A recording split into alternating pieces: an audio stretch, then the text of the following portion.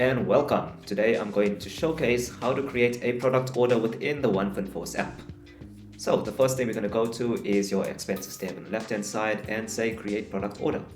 From here I'm going to select the supplier.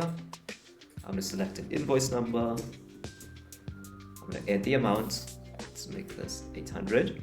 I'm going to add a date. When is it due? End of this month. It is outstanding.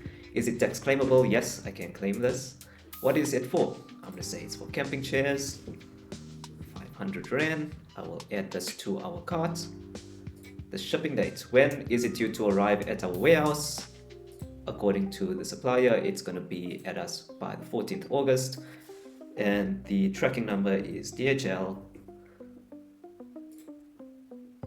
And now the product order is created. If I navigate through to the inventory section, you'll see your inventory team will know. Okay, we have an incoming stock order of 500 units. Our logistics team will also know. So they'll know they need to keep track. This is the tracking number, this is the invoice, and it's due to arrive on the 14th of August. Thank you. Cheers.